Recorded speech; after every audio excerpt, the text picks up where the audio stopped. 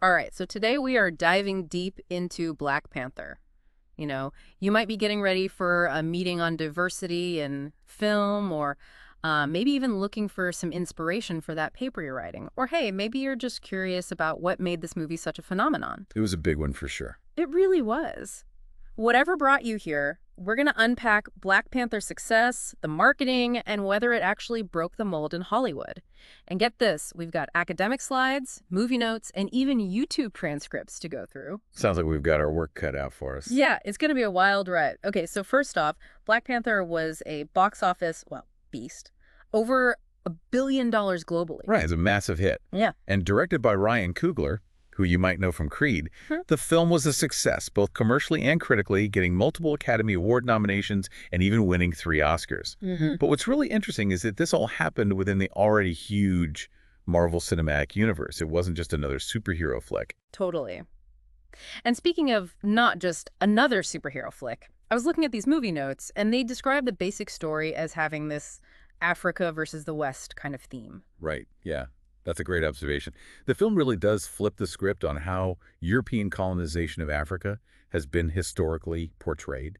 It even subtly connects to the Black Panther Party's activism, making you think about who holds power, who gets to tell the story, and how representation plays into it all. It's like the movie is making a statement, right? But is that statement coming with a side of guilt? With this focus on colonialism and oppression, is there like an underlying message of blame directed at the West? That's a really insightful question. It brings up this idea of what scholars call preferred readings, basically how creators often have a specific way they want the audience to interpret their work, a feeling they want to evoke. And in this case, Black Panther does seem to encourage a kind of reflection on historical injustices, prompting us to think about the lasting impact of colonialism. That is heavy stuff, Yeah. but also really thought-provoking. It makes you realize that entertainment can be more than just entertainment. Exactly. It can make you confront difficult parts of history. Absolutely. And on that note, did you know that Black Panther was one of the few comic book titles that Marvel actually fully owned? Wait, really? I thought Marvel owned all their characters. It's more complicated than that. A lot of times, Marvel sells the rights to their characters like how Sony has the rights to Spider-Man. But with Black Panther, they had complete control, and that allowed them to take some big creative swings. Interesting. It makes you wonder if the film would have been as groundbreaking otherwise. Okay, so what kind of creative risks did they take? Well, think about the cast. An almost entirely Black ensemble with strong, complex Black female characters and a Black hero who is both powerful and vulnerable.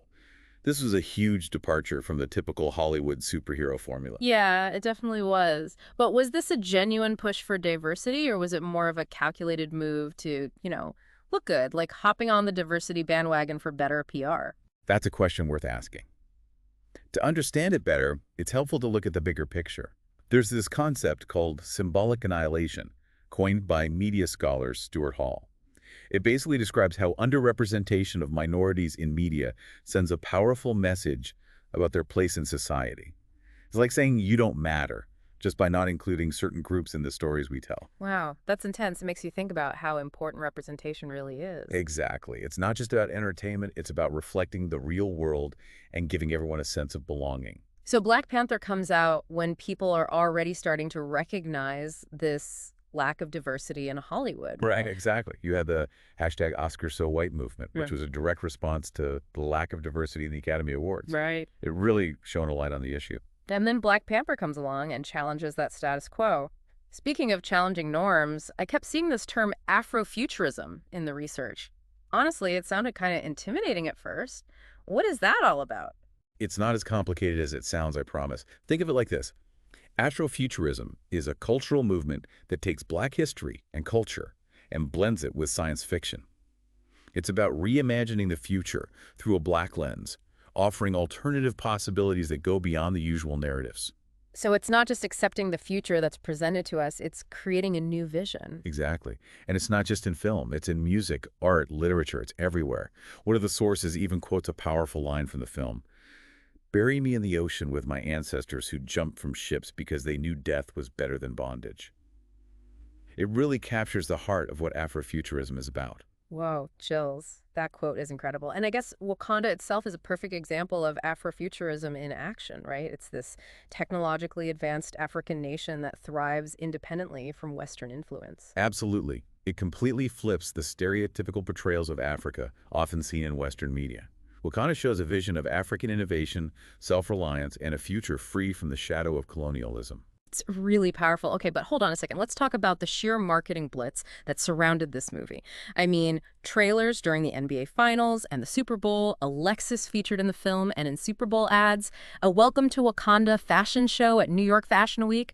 They were everywhere. It's true, Disney really went all out. They weren't just marketing a movie, they were creating a cultural event. This is what we call 360-degree marketing, Hmm. hitting you from all angles. And they did it brilliantly. No, it makes sense, right? I mean, Disney's massive. They own ABC, ESPN. They have all these platforms to promote the film. It's like a Yeah. built-in megaphone. You got it. They leveraged that synergy to make sure Black Panther was unavoidable. But the question is, did they really succeed in reaching a wider audience? Or were they just preaching to the already converted? That is a great question. Did their marketing actually bring in a more diverse crowd? To find out, we're going to dive into some fascinating audience data and marketing models right after this. So we were just talking about how Disney went all out with their marketing for Black Panther, trying to create this big cultural event. Did it actually work? Did they reach a wider audience than the usual superhero movie fans? Well, that's what we're here to figure out. I came across this model. It's called the intercultural affinity model. Mm-hmm. And it breaks down how people engage with cultures that are different from their own. Okay. It's got these categories like signliners, explorers, and enthusiasts, Mhm. basically mapping out how open people are to experiencing new cultures. So they're trying to predict who's going to be drawn to a movie like Black Panther. Right? And speaking of being drawn to the movie, the sources mentioned some interesting stats. Apparently, 44% of the opening weekend tickets were sold to women, Wow. and the percentage of Black moviegoers was way higher than what you usually see for superhero films. Yeah, that's a great point. And if we connect those stats back to that intercultural affinity model, Mhm. it suggests that Disney's strategy might have actually worked. Positioning Black Panther as this big cultural event seems to have resonated with a more diverse audience. So it wasn't just the hardcore Marvel fans rushing to see it. It seems that way. The marketing, the cultural context, and the film itself Yeah. all came together to attract a wider range of people, including those who might not typically be into superhero movies. That's awesome. It's like Black Panther broke down some barriers. Okay, now let's talk about something that's been bugging me. Disney earning Marvel Studios. It's a bit of a head scratcher, right? Yeah, it definitely raises some questions. It's a complex relationship, and it makes you wonder about creative control and potential conflicts of interest. To really understand it, we need to talk about these ideas of horizontal and vertical integration. Okay, I'm all ears. What's the difference between those two? Let's start with horizontal integration. Imagine a big company like, say, Amazon, Hmm. not only selling books, but also owning all the publishing houses, the printing presses, and even the delivery trucks. That's kind of what Disney did in the entertainment industry. Right. They bought up other big studios like Pixar, Lucasfilm, and, of course, Marvel, basically eliminating their competition. Okay. So it's like they're consolidating power by buying up all the big players. Got it. Now, what about vertical integration? Vertical integration is about controlling all the different steps in the process of making and selling something. So for Black Panther, Disney owns Marvel Studios, which produced the film. Then they have Walt Disney Studios Motion Pictures, which distributed it to theaters. And they even have companies that handle the marketing and merchandise. It's like they've got their hands in every part of the pie. Wow, that is a lot of control. It makes you think about whether that kind of power stifles creativity. I mean, if one company controls everything, wouldn't they just want to churn out formulaic movies that make the most money? That's a common criticism of big media companies for sure. But the sources actually point out that when Disney bought Marvel, they agreed to let Marvel have a good amount of creative freedom. Really? So Disney was pretty hands-off with Black Panther. It seems so. And if you think about it, Black Panther is far from your typical cookie-cutter superhero movie.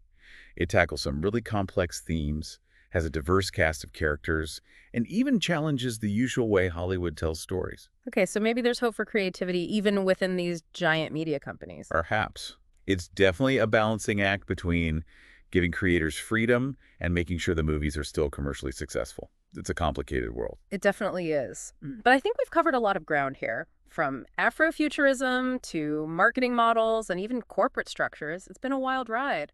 What's the big takeaway from all of this? That's a great question. Makes you think about other big blockbuster films, right?